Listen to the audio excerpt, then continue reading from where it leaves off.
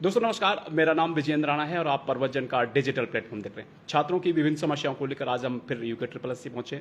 मार्तुले जी हमारे साथ जुड़े हैं। आप लाइव कमेंट और शेयर करते रहिएगा, अपनी समस्याएं जो है बताते रहिएगा, क्या क्या आपकी समस्याएं, क्योंकि कुछ समय पहले जो हमने पोस्ट डाली थी काफ़ी छात्रों की बहुत सारी समस्याएं आई थी। उस एक के बाद एक जो समस्या है वो हम आप सर के सामने रखेंगे। सर स्वागत है हमारे इस प्रोग्राम में। जी धन्यवाद। सर पहले तो बात वीडियो जो है एग्जाम पर करेंगे। 9 तारीख को जो एग्जाम होने वाला है, क्या उसके एडमिट कार्ड क्या कब से जारी होंगे? कुछ छात्र कह रहे हैं कि अभी उनके मन में संशय बना हुआ है। नहीं, ये संशय नहीं होना चाहिए। एडमिट कार्ड आज हम लोगों ने शुरू कर दिया है जी जी। और अपने संवाद में डाल दिया है। लोग कैंडिडेट जो है, अभ्यर्थी जो हैं, वो अपने एडमिट कार्ड को डाउनलोड कर सकते हैं। सर बात कही जा रही थी कि ऋषिकेश में और जो हरिद्वार में जो बात कही जा रही थी कांवड़ मेले की, वो पटकथा कहीं वो मुझे लगता नहीं कि वो कहीं अब सच बैठी। नहीं, वो बेसिकली हरिद्वार में हो सकता था, ट्रैफिक प्रॉब्लम हो सकती थी और इसीलिए हम लोगों ने पुलिस महानिदेशक महोदय से भी बात किया था। तो ये तय हुआ कि उनके हिसाब से, क्योंकि नेचुरली मतलब हरिद्वार में नहीं हो सकता, कांवड़ रहेगा, भीड़ रहेगी, लोगों को दिक्कतें होंगी, ऋषिकेश में भी बहुत प्रेशर रहेगा। तो इसके लिए वो दोनों सेंटर के जो लोग हैं, देहरादून के तो पहले देहरादून डिस्ट्रिक्ट ने शिफ्ट कर दिया, लेकिन हरिद्वार को हम लोगों ने हरिद्वार, उधम सिंह नगर और पौड़ी में शिफ्ट करने की कोशिश की है और 9 तारीख को एग्ज़ाम अपने समय से होगा। सर बहुत सारी परीक्षाएं ऐसी हैं जहाँ जो है वेटिंग का लोग अभ्यर्थी इंतजार कर रहे हैं, तो क्या आप क्या कहेंगे? इन वेटिंग कब तक जारी होंगे विभिन्न विभागों की वेटिंग लिस्ट? देखो, वेटिंग जो हमारे यहाँ मेन रूप से एक तो वन आरक्षी का है उसका एक हमारे पास लंबित है, जिसको हम लोग कोशिश करेंगे आजकल में उसका रिकमेंडेशन हम फॉरेस्ट डिपार्टमेंट को भेज दें। दूसरा एलटी का था, जिसमें 3 क्वेश्चन चैलेंज हुए थे कोर्ट में, जिसमें उसमें हमारी एक मीटिंग 30 तारीख को होगी विशेषज्ञों की, एक आज मीटिंग है हमारी, और उसके बाद दोनों का एक्सपर्ट की रिपोर्ट के आधार पे हमें रिपोर्ट कोर्ट को सबमिट करके अगले मेरे ख्याल से हफ्ते 10 दिन में उसका रिजल्ट निकल जाना चाहिए हमारे। सर जल निगम की एक भर्ती था, उसके विषय में भी जो है अभी तक उसके रिजल्ट के विषय में छात्र जानना चाहते हैं कि ये कब तक जो है रिजल्ट आ पाएगा?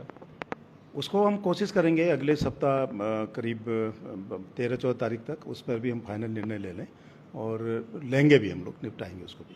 छात्र अपनी जो है समस्याएं रखते रहिए, क्योंकि मेरे फ़ोन पे नेटवर्क की प्रॉब्लम आ रही है। मैं कैमरामैन से कहूँगा जो है आप इस फ़ोन को जो है इसमें थोड़ा सा नेटवर्क इश्यूज देखें, और जो छात्र जो अपनी समस्याएं रखना चाहते हैं उन छात्रों की जो हम समस्याएं जो पढ़ेंगे, एक एक करके सारे सवाल हम लेंगे, और आप कमेंट्स जरूर कीजिएगा, शेयर जरूर कीजिएगा, लाइक जरूर कीजिएगा और बताइएगा कि जो आपकी समस्याएं हैं, क्या क्या आपकी समस्याएं। सर रेशम विभाग के बारे में भी थोड़ा छात्र जानना चाहते हैं। रेशम विभाग के बारे में क्या आगे क्या प्रोग्रेस? नहीं, वो भी लंबित है हमारे पास, और मेरी कोशिश ये है कि हम लोग जुलाई के बाद कोई भी पुराना चीज़ पेंडिंग ना रखें। कोशिश करूंगा मैं 9 तारीख के बाद जितने भी पेंडिंग हमारे पास हैं उन सब का निपटारा हो जाए। सर वाहन जो परिचालक परीक्षा है, इसके विषय में क्या जानकारी है सर? ये बहुत सारे छात्र कह रहे हैं। नहीं, उस पर अभी कोई निर्णय हमने नहीं लिया है। मैं 9 तारीख को एग्ज़ाम हो जाता है, फिर वाहन चालकों के बारे में उस पर फिर विचार करूंगा, जो भी होना है उसमें। अभी तक हम वाहन चालकों वाली परीक्षा को हम लोगों ने टच नहीं किया है। जी sir. Sir jolly Reddy ji कह रहे हैं कि कनिष्ठ सहायक की नियुक्ति कब होगी? कनिष्ठ सहायक की नियुक्ति भी बहुत ज़्यादा समय नहीं लगेगा, केवल क्योंकि 189 उसमें हर कैंडिडेट का अपने अपने चॉइस थी, कहाँ मैं जाऊँ कहाँ मैं न जाऊँ, मेरिट के हिसाब से उनका आवंटन था। एक आवंटन हमने पहले किया था, उसमें कुछ त्रुटियां रह गई थी और उसको हम नए सिरे से कर रहे हैं और नेक्स्ट वीक में उसका रिजल्ट चला जाएगा। सर अब पुलिस भर्ती में भी वेटिंग की बातें कही जा रही है, तो क्या वेटिंग लिस्ट लगाई जाएगी या इस प्रकार का कोई पटकथा? पुलिस की भर्ती हमारे पास केवल हेड कांस्टेबल की है, रेडियो वाली, उसके अलावा कोई लंबित नहीं हमारे पास, और उसकी भी रिजल्ट हम लोग अभी बहुत जल्दी शुरू करेंगे। सर अधिकांश जो मैसेज आ रहे हैं कनिष्ठ सहायक को लेकर, छात्र बहुत परेशान है, 746 पदों को लेकर अभी भी छात्र बहुत परेशान है। अमूमन जितने कमेंट्स हैं सारे कनिष्ठ सहायक को लेकर आ रहे हैं। एक बार दोबारा हम जानना चाहते हैं कनिष्ठ सहायक का सर, ये आखिर ये अड़चन आई क्यों, इतना समय क्यों लग गया सर? देखिए, कनिष्ठ सहायक में सबसे बड़ी दिक्कत क्या आई कि इसमें केवल 189 उसमें चॉइस थी लोगों के पास, डिपार्टमेंट की कौन कहाँ जाना चाहता है। तो मेरिट के हिसाब से उनका आवंटन करना एक बहुत बड़ा काम है। इसमें शुरू के 2 दिन हम लोगों ने ऑफलाइन की कोशिश की, उसके बाद हम लोगों ने कहा कि ऑनलाइन भी दे सकते हैं, कि बहुत समय लग रहा था उसमें। तो उसमें फर्स्ट फेज के आवंटन में हो सकता है मेरिट के हिसाब से किसी को अपना चॉइस करना मिला हो, तो उसको हम दोबारा रिव्यू कर रहे हैं, क्योंकि उसमें दोबारा डीवी भी हुई थी करीब 30-35 लड़कों की। और अब हम कोशिश ये कर रहे हैं कि फुल प्रूफ उनके चॉइस के हिसाब से, उनके ऑप्शन के हिसाब से, मेरिट के हिसाब से उनका आवंटन हो। नेक्स्ट वीक तक रिजल्ट निकाल देंगे उसका। सर आईटीआई अनुदेशक की भर्ती के बारे में बात करेंगे। आईटीआई अनुदेशक की भर्ती कहाँ तक प्रोग्रेस पहुंची सर? उसमें हमारा काम पूरा हो गया है। उसमें कुछ अनुभवों को लेकर के जो सर्टिफिकेट दिए गए हैं, कुछ सर्टिफिकेट को थोड़ा सा हम लोग कोशिश कर रहे हैं कि उसका एक थोड़ा सा उसके बारे में एक सत्यापन उसका करा लिया जाए कि क्या जो अनुभव 3 साल का था या 2 साल का था वो सही सर्टिफिकेट है या नहीं। हम उसका ज़्यादा बच्चे नहीं हैं, उसका मेरे ख्याल से अगले हम भेज चुके हैं। जैसे उनका रिजल्ट निकलता है, उनका आती है हमें आख्या, उसके बाद निकाल देंगे उसको भी। रिजल्ट हमारा तैयार है। सर क्या इसमें भी कुछ कहा जा रहा है कि कुछ जो सर्टिफिकेट बनाए गए हैं उसमें भी कुछ गठजोड़ या झालमेल की बातें कही जा रही हैं? नहीं, झालमेल तो नहीं कह सकते, लेकिन सर्टिफिकेट कुछ सर्टिफिकेट पर हमको डाउट है, तो उसका क्लेरिफिकेशन, उसका जस्टिफिकेशन, उसका सर्टिफिकेशन या उसका प्रमाणित करने के लिए हम जिसने वो इशू किया उनको भेजा है हम लोग। सर एक जो है एक अभ्यर्थी पूछ रहे हैं कि सर बीडीओ और वीपीडीओ की जो हाई कोर्ट में जो सुनवाई हुई है उसका क्या परिणाम निकला? बीपीडीओ और पीओ में कोई अभी हाई कोर्ट में ऐसी कुछ सुनवाई तो ऐसा कोई है तो नहीं कि एग्ज़ाम कैंसिल हो, ऐसा तो कुछ भी नहीं है। जी जी। उसमें ऐसा कोई कोर्ट ने डायरेक्शन दिया हो ऐसा भी नहीं है। उसमें कोर्ट का ये था कि उसमें 2 लोगों ने शायद एक ये दिया था कि मेरी मदर एक्सपायर हो गई थी या 5 मिनट लेट हुआ तो मुझे बैठने दिया जाए क्योंकि मैंने पहले एग्ज़ाम में नहीं बैठा हूँ मैं। वो एक कोर्ट का था उसमें आदेश। उस पर 5 तारीख को भी अभी जो भी अगली डेट होगी उस पर हम चर्चा करेंगे। सर एक अरविंद बडोनी जी पूछ रहे हैं कि सहायक कृषि अधिकारी भर्ती परीक्षा है कि डेट कब जारी होगी और इसके फॉर्म 2 साल पहले भरे गए थे। नहीं, सहायक कृषि अधिकारी उसकी बात कर रहे हैं जिनका एग्ज़ाम हो गया, प्रेस एग्ज़ाम की बात कर रहे हैं आप? सब सर ये एक्चुअली ये दोबारा मैं इनसे कहूंगा कि आप कमेंट्स करें किस विषय में आप कह रहे हैं। सर हम दोनों पक्ष जानेंगे कि आप दोनों पक्ष जो है क्योंकि क्लियर हो जाए। नहीं, पुराना रिजल्ट तो देखिए ना, उसमें सहायक कृषि अधिकारी और रेशम में थोड़ा विवाद था क्योंकि कुछ लोगों ने क्या किया, कृषि अधिकारी ज्वाइन कर लिया, लेकिन कृषि अधिकारी में शायद 1 या 2 साल तक उसको स्टाइफंड मिलता था, पे नहीं मिलती थी। तो वहाँ गए तो उनको पता लगा, उन्होंने वहाँ छोड़ दिया। फिर रेशम में प्रॉब्लम नहीं थी तो वो उस पर चल रहा है, वो भी हम लोग इसी महीने उसको भी खत्म कर देंगे जो भी काम कर रहे हैं। सर विक्की चौहान जी कह रहे हैं कि सर 1 आरक्षी के 93 पदों पर वेटिंग कब तक आएगी, हम लंबे समय से इंतजार कर रहे हैं। नहीं, हमारे हिसाब से केवल 54 या 55 पद होने चाहिए थे, उसको हम लोग तैयार कर रहे हैं और हमारी कोशिश है कि आज या कल में वो निकल जाए रिजल्ट। सर अन्य मुद्दों पर भी बात करते हैं। सर अब 9 तारीख को जो भर्ती परीक्षा होगी उसमें पारदर्शिता की बात करते हैं, ट्रांसपेरेंसी किस प्रकार से होगी, क्योंकि काफ़ी अच्छे प्रयास आपके द्वारा किए गए हैं और जिनका परिणाम ये भी है कि 5 दिन में जो है आपने रिकॉर्ड जो है रिजल्ट निकालें। ट्रांसपेरेंसी किस प्रकार से हो, क्योंकि आने वाला जो बीपीडीओ बीडीओ एग्जाम है एक अच्छा एग्जाम है, इसकी बड़ी चुनौती आपके सामने। देखिए, सबसे महत्वपूर्ण एग्ज़ाम है हमारे दृष्टिकोण से और स्टेट में सबसे वेतनमान के हिसाब से भी एग्ज़ाम थोड़ा बड़ा माना जाता है, स्नातक स्तरीय इसको ही कहते हैं। और इसमें लड़के भी संख्या भी ज़्यादा होगी। इसमें देखिए सबसे बड़ी चीज़ है कि हम बायोमेट्रिक करा लें, जैमर लगा लें, फ्रिस्किंग चेकिंग ठीक से हो, कोचिंग सेंटरों का वेरिफिकेशन हो, परीक्षा के दिन आने जाने वाले वाहनों की चेकिंग हो, होटल ढाबों की चेकिंग हो। तो उससे क्या होता है कि कोई बदमाशी करना भी चाहे तो वो नहीं कर पाएगा। हमें जितना प्रोएक्टिव होकर के कार्रवाई करेगी डिस्ट्रिक्ट एडमिनिस्ट्रेशन, पुलिस एडमिनिस्ट्रेशन, उतना ही हमको आसान होगा। हमारी कोशिश होगी कि हम समय से पेपर उनके पास पहुंच जाएं, हमारे लोग समय से वहां पहुंच जाएं, जो भी छोटी मोटी क्वेरीज है उनको हम पूरा करें और समय से हमारा एडमिट कार्ड जारी हो जाए, ये हमारी कोशिश होगी। और पूरी पारदर्शिता के साथ एग्ज़ाम करने का प्रयास होगा, जिसमें डिस्ट्रिक्ट एडमिनिस्ट्रेशन का, स्पेशली डिस्ट्रिक्ट मजिस्ट्रेट और एसएसपीज़ का महत्वपूर्ण रोल होगा इसमें।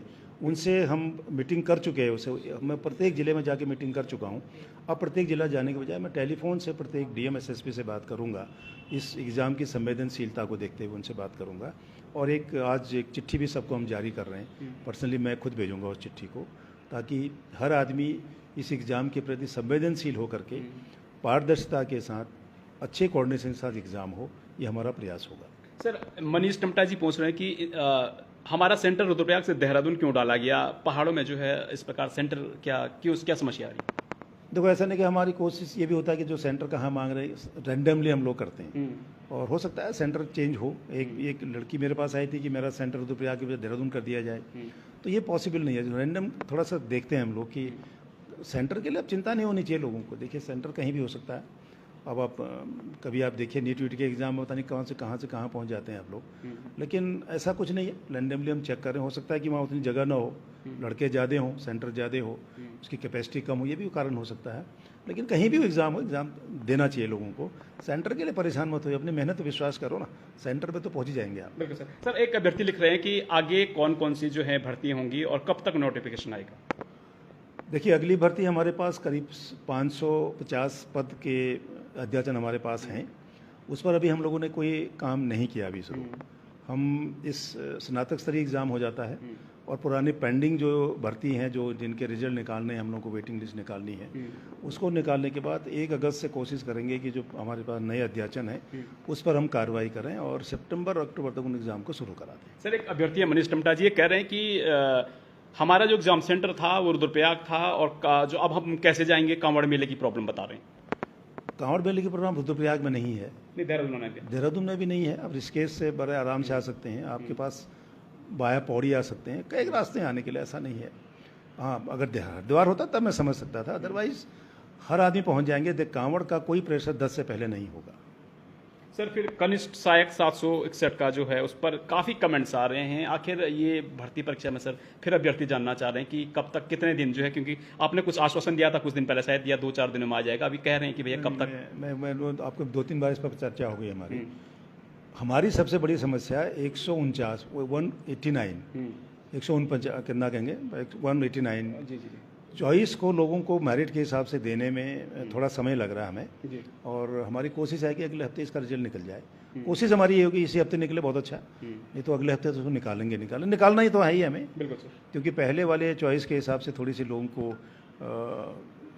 ऑब्जेक्शन था, तो उसको ठीक कर लिया हम लोगों ने, उसको निकालेंगे अगले हफ्ते। सर, दीप सैनी जी कह रहे हैं कि जो है हरिद्वार वालों के साथ इतना अन्याय क्यों किया जा रहा है। कांवड़ मेले के दौरान हरिद्वार से बच्चों के सेंटर नैनीताल, उत्तरकाशी, अल्मोड़ा डाल दिए गए हैं। कांवड़ के दौरान कैसे जा पाएंगे इन्होंने, और जो है कांवड़ की जी प्रॉब्लम बता रहे हैं सर। देखिए, कांवड़ की प्रॉब्लम तो इसलिए होगी, कांवड़ की प्रॉब्लम इसलिए मान सकते हैं कि हम हरिद्वार में आपका सेंटर रखता हमें, तब तो आपको दिक्कत थी, और हरिद्वार इसीलिए हम लोगों ने हटाना पड़ा हमें कांवड़ के चक्कर में। कांवड़ का एक्चुअल प्रेशर जो ट्रैफिक प्लान आज मैं देख रहा हूँ, वो उन्होंने शायद लिखा है कि 9 के बाद या 9 से ऐसा कुछ लिखा है उन्होंने। 8 तक नॉर्मल ट्रैफिक में भी रिस्ट्रिक्शन नहीं है, और लड़कों को बाहर जाके एग्ज़ाम देने में मेरे ख्याल है कोई दिक्कत नहीं होनी चाहिए। और एग्ज़ाम को पोस्टपोन भी करना मेरे लिए संभव नहीं है, क्योंकि मेरे सारी चीज़ें पाइपलाइन में है, इवन पेपर हमारा तैयार हो गया है। जितने दिन आप चीज़ों को बाहर रखोगे वेटिंग में, उतनी परेशानी होगी। थोड़ी असुविधा हो सकती है आपको, लेकिन थोड़ी असुविधा भी देखिए। अगर आप अपने कैरियर के प्रति चिंतित हैं तो थोड़ी असुविधा भी उठानी चाहिए, और जहाँ भी सेंटर है आप एग्ज़ाम दो। जी सर, जो एग्जाम सेंटर है उनके बाहर जो है धारा 144 लागू होगी या इस प्रकार के क्या प्रावधान है? वो तो देखिए, जो भी जहाँ भी सेंटर होगा उसके बाहर 100 मीटर के आगे किसी को नहीं आना। 144 तो लगाई जाती है, रूटीन का सिस्टम ही है, उसको स्ट्रिक्टली इन्फोर्स करना हमारी जिम्मेदारी होगी, और हमको करना भी चाहिए। सर, शेरू जी कह रहे हैं कि कर्मशाला अनुदेशक का फाइनल रिजल्ट कब तक आएगा? सर, कर्मशाला रिजल्ट मैंने आपको बताया, मैंने कुछ सर्टिफिकेट का वेरिफिकेशन के लिए भेजा है, जैसे वो निकलता है वो मैं तुरंत उसका रिजल्ट निकाल दूंगा। सर, एक मोनू कुमार जी कह रहे हैं कि हरिद्वार से उत्तरकाशी कैसे जाऊँ सर, मुझे पैसे कौन देगा? अब आप देखिए, ये तो बहुत मुश्किल क्वेश्चन है कि मैं कहाँ आप जाओगे, कैसे गाड़ी में जाओगे, किसकी गाड़ी में जाओगे, ये नहीं हो सकता। जी बिल्कुल सर, अपनी व्यवस्था करिए ना आप। ऐसा क्या दिक्कत है इसमें कि अब मैं आपको फिर वहाँ कहेंगे मैं रुकने की व्यवस्था भी करो? ये नहीं, इतना कंफर्ट नहीं होना चाहिए भाई कि भाई मेरे लिए रुकने की व्यवस्था करो, मेरे गाड़ी भेजो। बड़ा मुश्किल काम है। देखिए, री एग्ज़ाम में आपको फ्री ट्रैवल का गवर्नमेंट ने सुविधा दिया है। अगर आप रोडवेज की बस में रुद्रप्रयाग, अगर आप उत्तरकाशी जाते हैं तो आपसे किराया नहीं लिया जाएगा। ये गवर्नमेंट ने पहले डिसाइड कर रखा है। ये बात जो आप कह रहे हैं, एक्चुअली पिछली बार जब छात्र गए थे तो छात्रों को जो है रोडवेज वाले सरकार ने ऐलान तो किया था, पर रोडवेज की जो बसें हैं वो रोकते ही नहीं छात्रों के लिए कि जो है घाटा न हो जाए। अब उनको क्या पता यार एग्जाम देने वाला है नहीं वाला है, ये बड़ा मुश्किल। अब स्टेशन में खड़े रहोगे तो गाड़ी रुकेगी, लेकिन वो फ्री काफ़ी लोगों ने किया, उसका बिल रेज किया है रोडवेज ने, और है बिल्कुल सुविधाएं हैं भाई। आप फ्री ट्रैवल करो, रोडवेज की गाड़ी में जाओ, फ्री ट्रैवल करो। वही बात आ रही सर, बस भी होनी चाहिए स्टैंड पर, ये कह रहे हैं अभ्यर्थी की जो है बस तो होनी चाहिए, तभी तो जाएंगे हम। तो रोडवेज की बसें चलती हैं, बिल्कुल जाती हैं। आप फ्री बस चलाने की भी कुछ अभ्यर्थी बात कर रहे हैं कि देखो ये नहीं हो सकता। देखिए मैं बस देखिए, आप फिर कल कहेगा मैं अकेले टैक्सी लेके जाऊंगा, कहाँ से गवर्नमेंट करेगी भाई? इतना भी सुविधाएं कंफर्ट मत करिए कि बच्चा फिर सोचे मुझे घर से उठा के ले जाओ, एग्जाम दिला के घर छोड़ो। नहीं हो सकता। आपको कुछ चीज़ें स्वयं करनी पड़ेंगी। हमारी कोशिश ये होनी चाहिए कि आप जहाँ सेंटर पे जाएं वहाँ आपको दिक्कत न हो पहुँचने, बस एक दिन पहले मूव करो ना, क्या दिक्कत है? सर, कुछ और भी अभ्यर्थी हैं, उनके भी हम सवाल ले रहे हैं। जो है 9 तारीख को जो बीपीडीओ का एग्जाम होगा, सभी अभ्यर्थियों से हमारा जो है निवेदन है, आप जो है किसी के बहकावे में ना आए, अपनी मेहनत पर भरोसा रखें, और जो है क्योंकि लंबे समय से हम देख रहे हैं कि आयोग जो है पारदर्शिता के साथ जो है पेपर करवा रहा है और पारदर्शिता के साथ जो है एग्जाम हो रहे हैं। तो दोस्तों, आज हमने काफ़ी जो छात्र थे उनके जो है सवाल हमने लेने की कोशिश की। तो आप देखते रहिए बरवत जर्नलिस्ट। धन्यवाद।